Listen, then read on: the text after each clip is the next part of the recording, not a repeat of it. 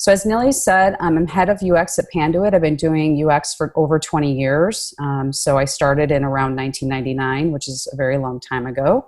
I'm also a mentor at Career Foundry, and as Nili said, Nili is my mentee, and I'm so excited to be working with her. And I'm also a professional certified career coach, mentor, and educator. So I've taught in the past, and I also just got certified as a career coach. So I can help people with their resumes and their brand as well. Anything that they have going on with their overall career, changing careers, I can help out with that as well. So I'm very glad to have done that in the last few months. Some information about me at the bottom, careercoachingpro.com and moreaboutux.com. You can find more about me there. And then also my LinkedIn address is also below, so you can connect with me if you'd like as well. As Nili said, this is it's a storytelling type of presentation. There's a lot of pictures and not a lot of words. So I'm going to be talking about a story and how we can talk about user research within this global pandemic that we're all dealing with today. So thank you so much again for joining. If you have any questions, please feel free to type them up in the chat, and we will come to those at the end of the presentation. Okay. All right. So this virus that we've been, all faced with was identified as a coronavirus. The vast majority of the cases were in Wuhan, China. And in March, it was declared a global pandemic.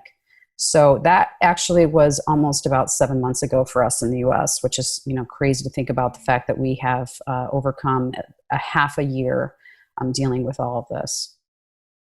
So I actually gave this presentation earlier, probably around May, and I actually moved this arrow here. This is actually to show what we're dealing with right now. It's very chaotic. We really don't know what the new normal is going to be at the end.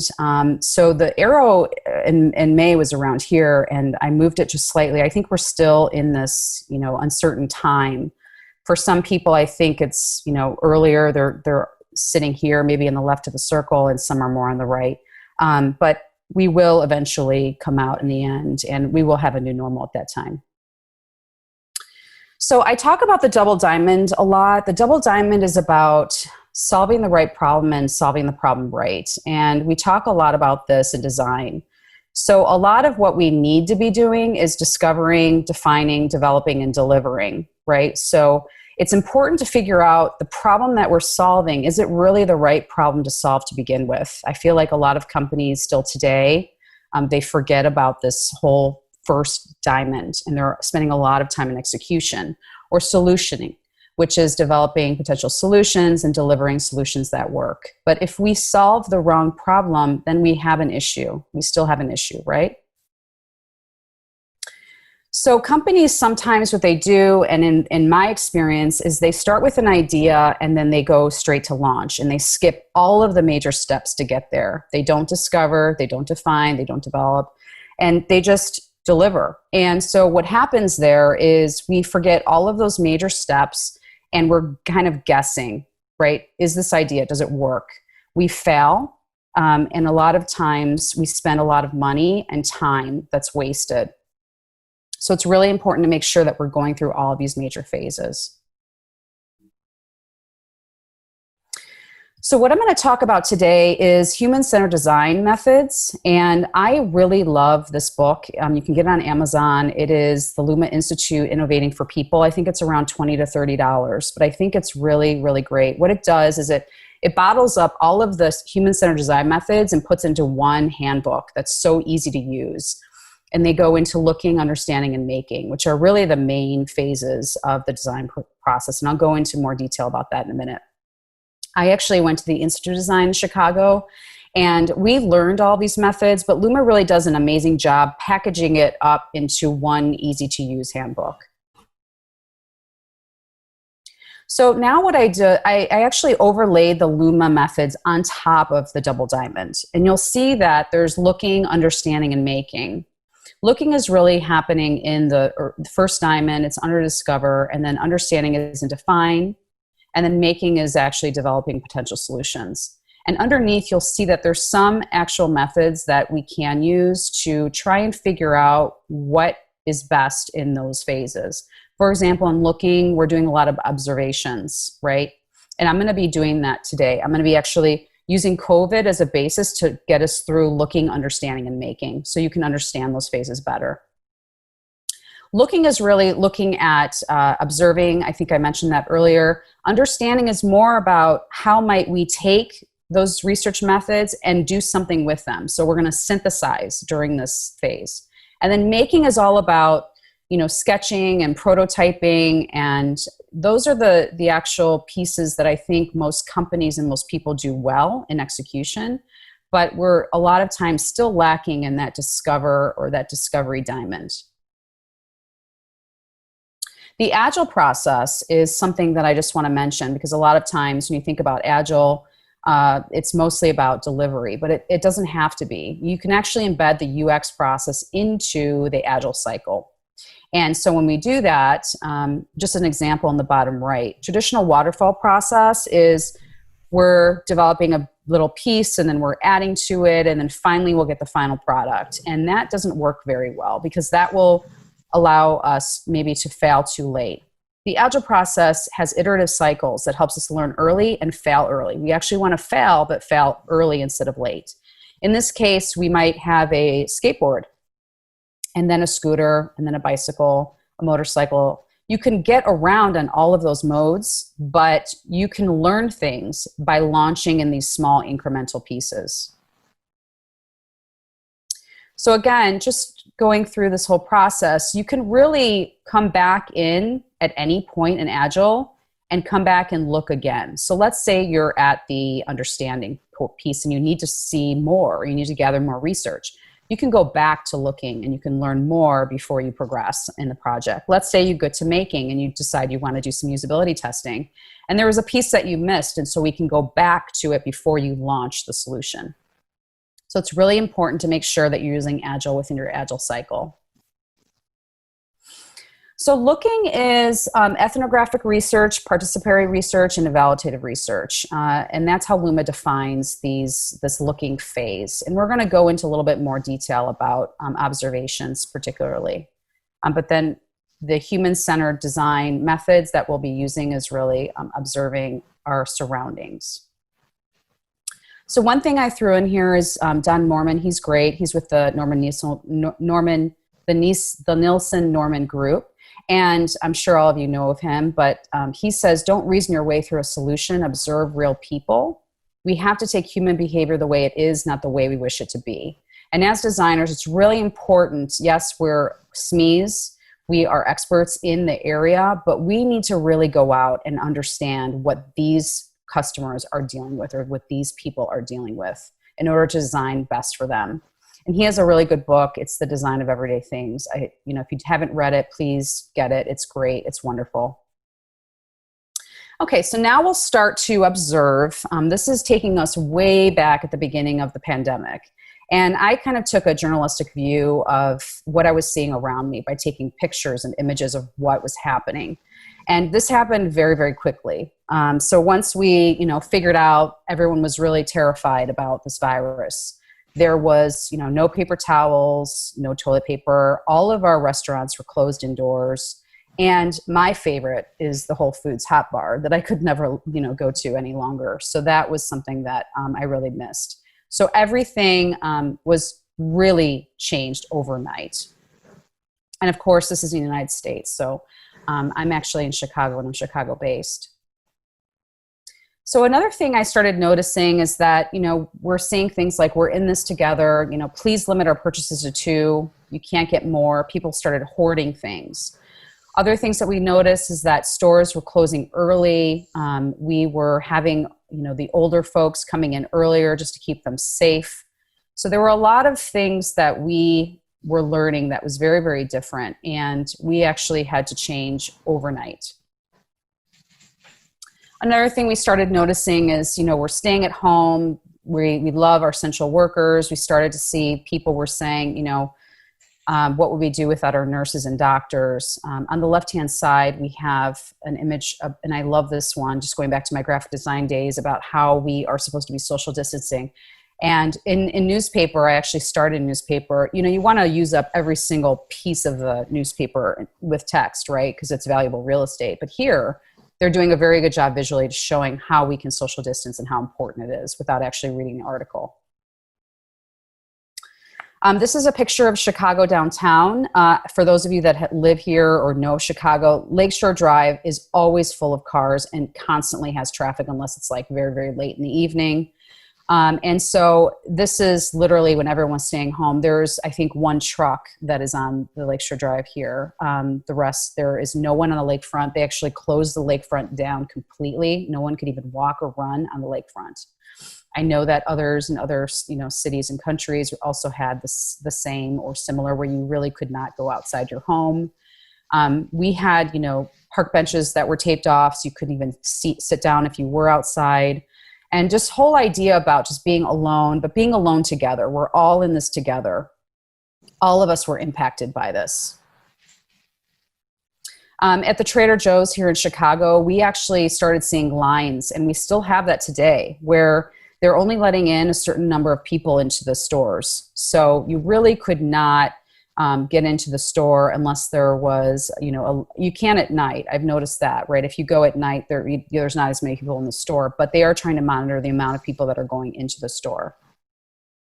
On the right-hand side, this is very early on. You'll notice that the workers here at Whole Foods, they don't even have masks on. So they were actually practicing social distancing before the masks were actually being used in the United States.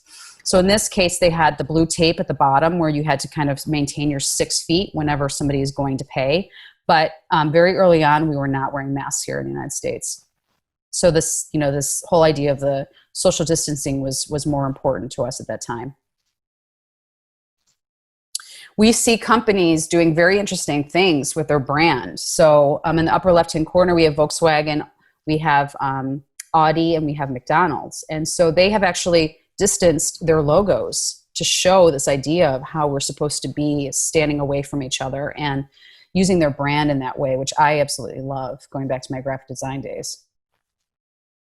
Places like Costco, they don't even allow people to order at the window anymore. You actually have to use the kiosk. So for those that are older, that carry cash, that don't know how to use kiosks, they are pretty much SOL, right? They are not able to kind of have their regular routine.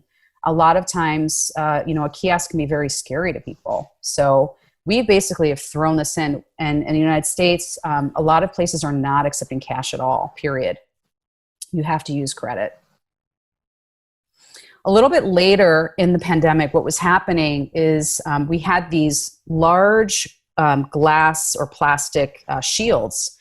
And people started wearing masks. So they are learning that, as it's more airborne, we really need to make sure we're protecting each other, not just with the social distancing, but also with a mask. And then they put these shields up at the grocery store. At Whole Foods, they actually suspended the use of reusable bags. And so in certain ways, we're actually moving back in time. Whole Foods has been telling us for years to not carry plastic and to not carry, to not have bags in the store. And so now they're saying something that they've been telling us for years and years and years, right? To bring your own bags. We can't do that anymore. So now we're actually creating a lot more waste. So we're going backwards in time. Paper towels, they've shut down those dryers because that kind of spreads a lot of the germs, right? So now we're using paper towels again. That is something that we try to avoid at all costs, just for environmental reasons.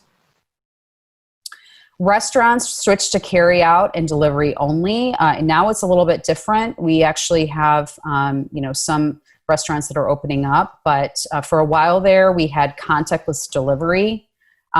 Companies really had to just scramble to figure this out in order to get, people in their stores and grocery stores. Grocery stores had, pull up that never did, where you order your groceries and you actually go to pick up your groceries. I know like Mariano's, that was new for them, and they just scrambled to get that working right away.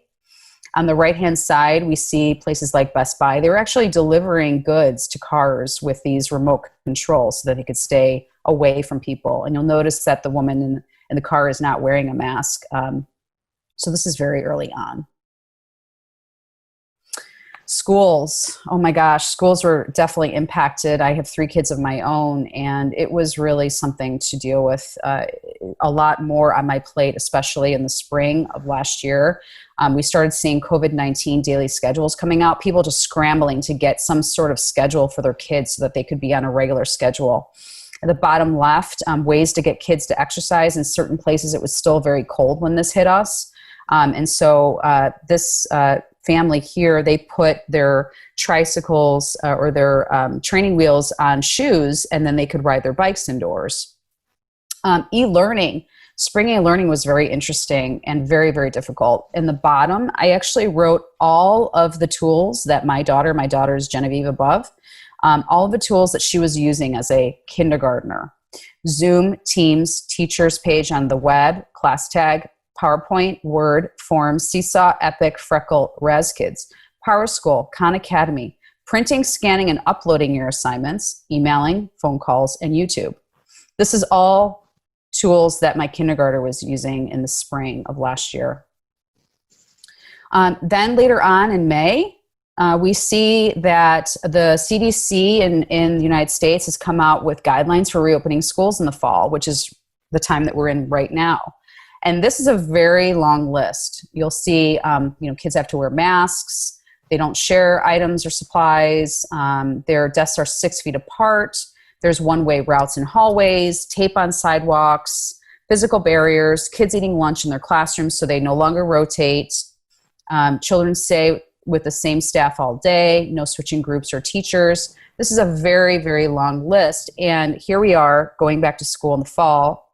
There's e-learning at my house right now. They're not even back in school. And some are doing AB schedules, and some have actually purchased tools like Schoology to try and make this very, very long list a little bit easier to use. On the bottom right is, teachers visiting their students before the school year. I've learned that there are some teachers that actually come to their homes just to have that connection with their kids before the fall school year. So this is still a very impacted group of people, parents, teachers, and also students. Another thing that I noticed is, places like Menards, Home Depot in the United States, everyone started doing like home improvement. It was crazy. I mean, we all thought that the housing market was going to go down, but it actually went up because everyone was spending time in their homes. So they actually were renovating, they were creating, offices in their homes. And so this person says, I think this is my 5th time at Menards in 3 days. I know they aren't going out of business, right? In the upper right-hand corner, I think there was a lot of like spring cleanup. I know that's still happening. OfferUp and Let Go have now merged, but a lot of people selling things, going through their homes, cleaning things out, right? Because they are spending more and more time in their homes. And then also exercise. How are we doing that now? Our gyms were closed, and now they're still somewhat closed. They're temporarily closed, or they have like a lesser capacity right now. So things like figure8.com, anything to get people exercising in their homes, all of that actually increased tremendously. I thought this is a really interesting thing that I found. It says, who led the digital transformation of your company? Your CEO, your CTO, or COVID-19? And so that's essentially what happened, right? We were thrown into change regardless of whether or not we were ready or not. And so this digital age and these UX roles are really going to increase over time because they're going to, if they haven't gotten there yet, they're forced now to get it. We're in the US, we're in month 7 of being digital. And so if they haven't gotten it right till now, they're going to have to. So pre-COVID, just to give you guys an idea, 3.2% of the US workforce was fully remote. Now we're seeing 43%. And that's what's actually forecasted, even when we go back to work. 43% will continue to work from home. And that is a huge, huge disconnect between the numbers in 2018 to now. There's also some other interesting facts here too, which I won't go into, but just to kind of call out like the before and after. Just another example quickly, devices, desktops, those are pretty much going to go away, right? We need to be mobile with our technology. On the right-hand side, remote working sessions, people were starting to figure out like, oh gosh, we now have to be on mute, or we have to be on video, and so we have to be able to mute ourselves. And how are we going to handle that? People aren't used to turning on their video, and how, so they started creating these lists and rules. Everyone must be on mute to start, right? So that we can kind of try and figure out how we're going to be working together. And school as well was the same way. Churches were completely closed. And so in the upper right-hand corner, we have masses suspended. We had church on TV. And then we had, at the bottom right, we had, now we're RSVPing for mass, which is very interesting, right? I mean, churches are not known for technology. That's for sure. And on the left-hand side, I love this. It's like, okay, hello, everyone. Judas, are you on? So this is the Last Supper. And so they're all on Zoom because they can't gather, right? I absolutely love this one. All right, rent strikes in Chicago. People were getting laid off. They couldn't pay their actual bills. So there were rent strikes in Chicago. What about the homeless? Was anyone thinking about them during this whole pandemic, right? How are we going to keep them separate and warm? Mental illness has gone up quite a bit. So there, you start to see these wellness tips for people on what to do. Stick to a routine, go to sleep early, wake up at a reasonable time, move around each day, even if it's 30 minutes a day, right? We're all in front of our computers, and how can we make sure that we are doing the best that we can during this time? On the right-hand side, we're all grappling with additional stress and anxiety during the coronavirus pandemic. And how are we going to handle that, right? I mean, we are, again, in month 7 here in the United States.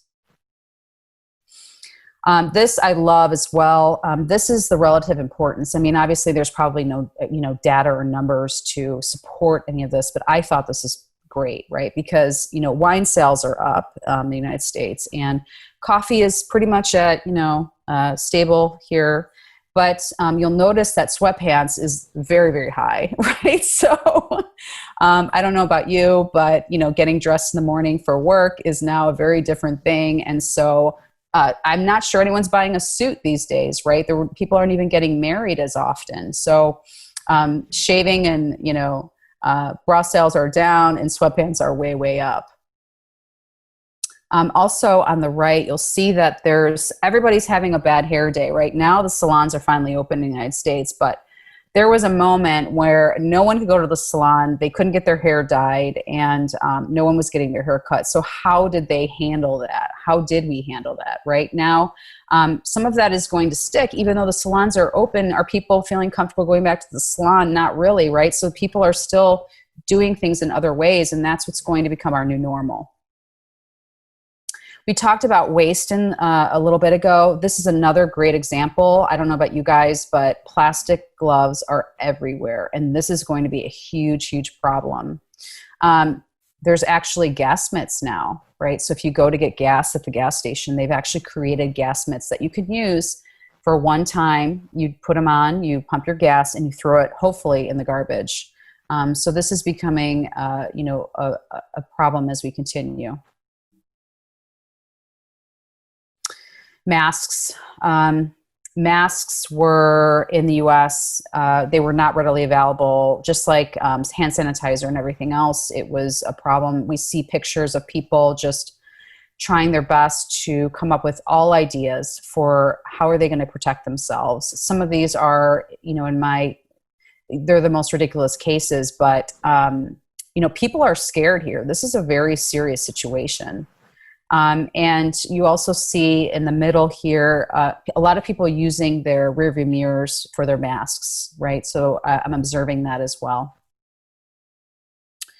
To visit your family in the hospital and or at a nursing home is something that just isn't allowed. I mean, can you imagine having a sick family member that you can't visit for something other than COVID, right? In this case, in your upper left, his son is using a bucket truck to visit his mother on the 3rd floor of her assisted living home. In the bottom, we see families that are Zooming with their families at the hospital. This is really, really a difficult time for very many people. All right, so now we start to get into kind of looking at nurses and the medical professionals, right?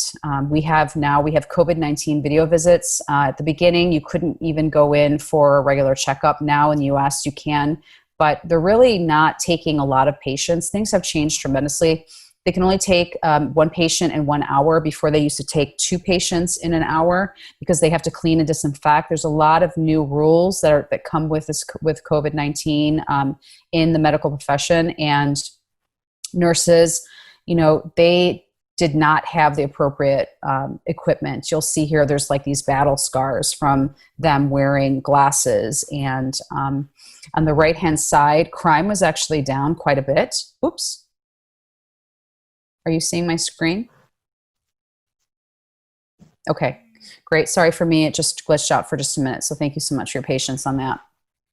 So for me, I did notice that crime actually dropped because people were staying indoors. So there was a positive spin on this, but they were actually, police and medical professionals, they were very busy, but the police were actually doing other things because they weren't. So they were doing things like volunteering and helping people in the community, right? Nurses and doctors were overwhelmed. And also you see this idea of them being superheroes and them really being there for us during this time. The bottom, we have a woman who actually is using Facebook to tell us all what she is experiencing. And this is not an easy time for these folks. All right, so that is the portion of looking and observing what's going on. Now what we're going to do is we're going to start to understand what we saw and try to synthesize and make sense of what, because that's a lot of information, right? So in this case, LUMA says understanding is people and systems, patterns and priorities, and problem facing, in order to start to understand the gaps and the opportunities in the innovation space so that we can build new products and services to support these people.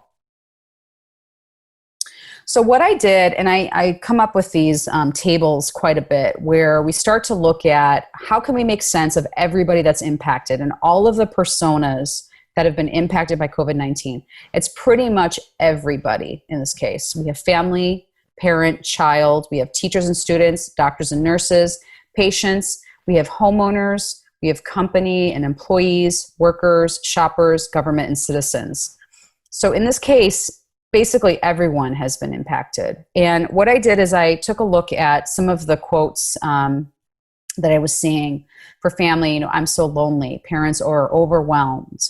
Students, they miss their friends, right? And so what I did is I took a look at how these people or personas, how they are actually feeling right now with COVID-19 based on what I observed. You'll notice that I actually took this with the lens of the different emotions that we might have: happiness, sadness, surprise, anger, fear, and disgust.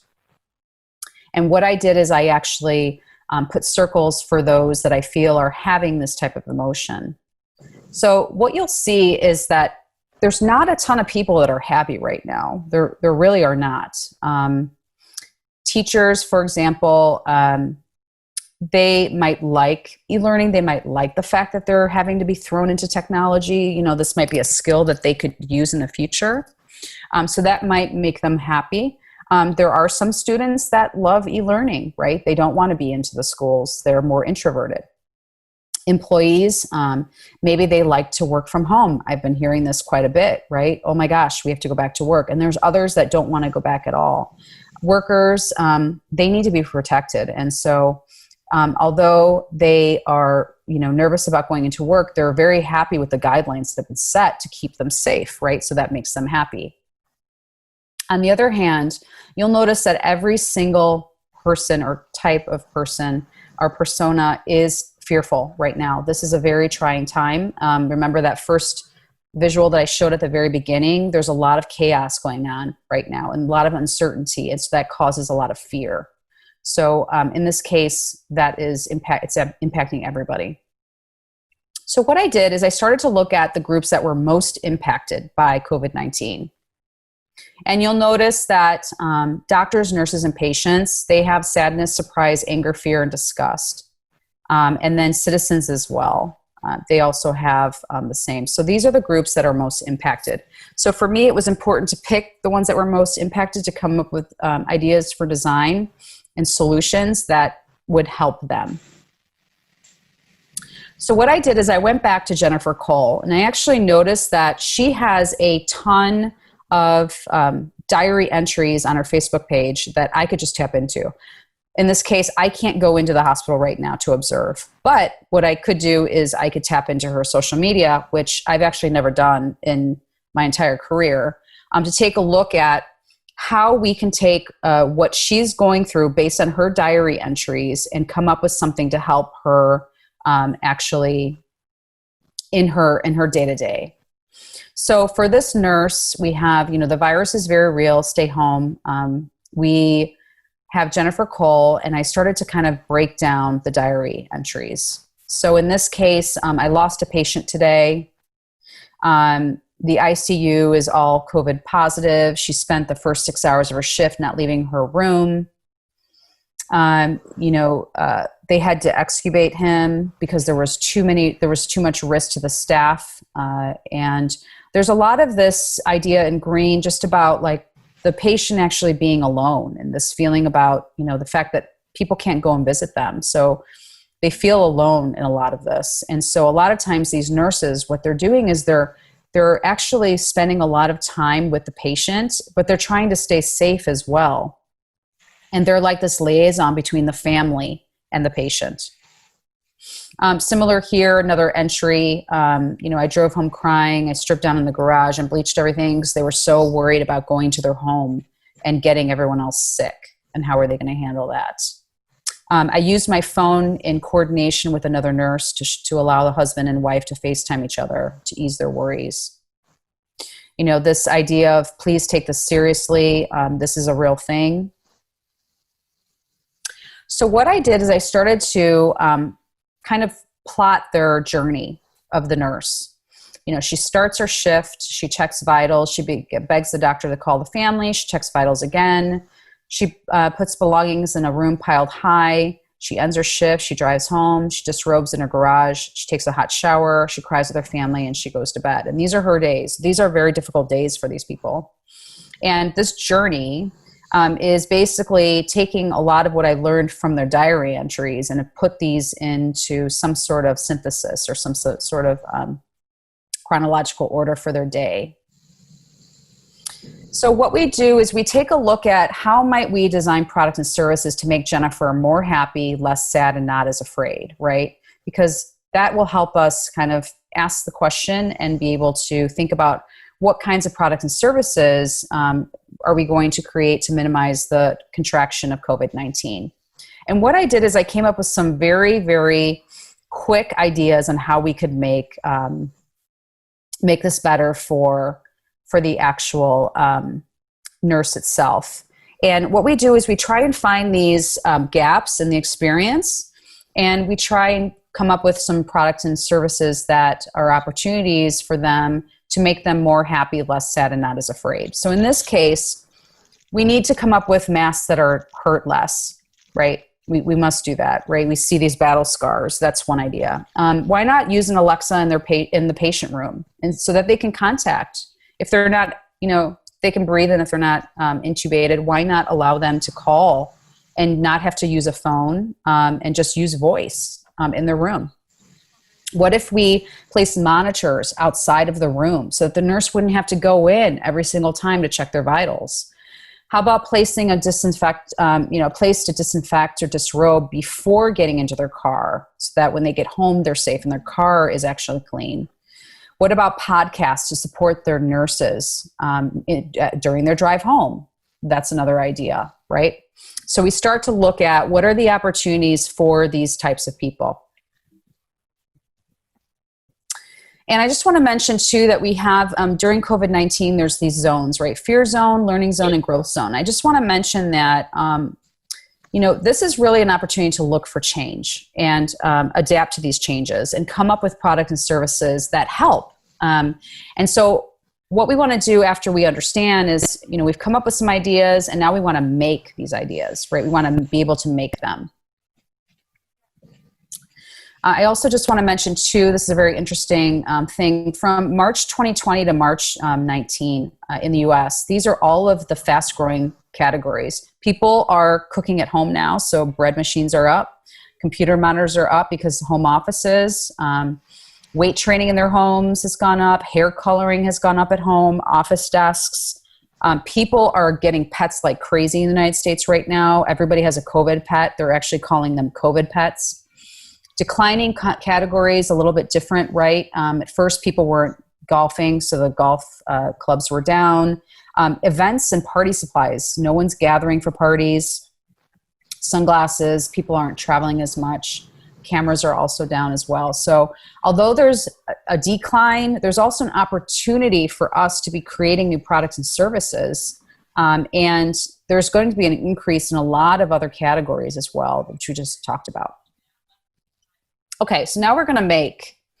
And this is what most companies do very, very well. Making is concept ideation, modeling, and prototyping and design rationale, right? But in order for us to make a product, we need to make sure that we understand what the problem is to begin with and solve for that and make product and services that they actually need, that these nurses actually need, right? So in this case, we noticed that people were starting to use paper clips for their masks. And in the Agile cycle, we noticed like that's not working. So then we started seeing these extenders for masks with buttons on them. People were crocheting them. And then this boy on the right, he came up with a 3D version, which I think is very ingenious, right? Where you can actually adjust the mask, right? So you start to see how we can pivot and come up with better things along the way as we learn. Masks were not readily available in the United States at the very beginning, so people were actually learning to make masks. There were like YouTube videos on it, and even like the government was telling us how we could make masks out of scarves and socks. We saw the need for masks on the left-hand side. This is chronological from what we had in the very beginning to what we have now, right? We had what happens for deaf people that are deaf. They can't actually see anyone's mouths, right? So this girl actually designed a mask that was see-through so you could see the lips moving. 3D masks, we had the debate between the face shield and the mask. Then we had another version of a see-through mask here in the middle. Honeywell was actually making a better mask that you could, improves your micron particles. It's safer, it removes more of those. The material is tougher. We had people doing things that were very ingenious, in my opinion, like what do you do if you want to eat with masks? They're using 2 of them. There's this mask that has, a straw that actually allows for you to not take your mask off while you're drinking. We had people making masks that actually convert into other things like mask, headband, and, scrunchies. I mean, these are all tremendous ideas. We had on the bottom, there's no image of, what your actual emotions are. So we have people printing on masks with a smile. The newest one that I've seen recently in the bottom right is the goggle and the mask or the shield combined. So you don't have to wear glasses with that, which I thought was a great idea. Another one that I saw just recently is this piece that you put into your mask. And I'm hearing a little background noise, if everyone can go on mute. I'm muting everyone. I don't know how they got unmuted. Sorry. Oh, it's no worries. It's no worries. And then in the bottom right is something to put inside of your mask so that you actually don't get lipstick on your mask, because that's another problem. And also you can breathe better, apparently, with this device. So a lot of really good ideas on how we can solve these problems. Going back to the medical field, remember we talked about that whole idea of putting monitors outside the room. Well, I actually once I had that idea, I went to Google, I did a search, and I found that somebody was actually doing that. But this actually causes additional problems. This is a complete fire hazard. I mean, we need to keep, the aisles clear. And so all of these monitors in the hallway has actually caused another problem. So we need to pivot here and come up with other good ideas on how we can solve this. So instead of them going into the room, they're actually, solving one problem by, having them look at the monitors outside the room so they don't get contracted, and keeping them more safe. But at the same time, we're causing the issue with potential fire hazard.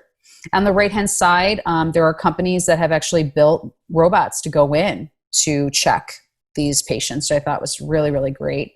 And you'll see there's this actual robot here that goes in to check vitals and checks in the patient instead of the nurse. We can also go back to history. This is in 1918 in San Francisco in the US. So this is how they were handling the pandemic for the Spanish flu, and this is what we are doing today at McCormick Place. I don't think that they're probably utilizing it now, our numbers are down, but this actually took place right at the very beginning to get people ready. Dyson, they came up with new ventilators. Google, they were coming up with coronavirus tracking software, so you knew who was actually contracted the virus and to potentially stay away from those folks. We had, now we have an overabundance of hand sanitizer in the United States. It is everywhere. Going back to the earlier pictures with none, we now have like a super abundance. Some new products on this. There's a watch that actually tells you whether or not you are within 6 feet of another person. Some ideas on what air travel could look like. And then my favorite is in the middle, this clean chain that I just found the other day. This one actually, you put your finger in, if you can see it here on the bottom, and you use it so you don't have to touch anything. But that actually causes other issues, right? Because then that device is actually covered with the virus, right? So how are you keeping that clean, right? So if you're not keeping your hands are clean, but then the device is actually dirty. So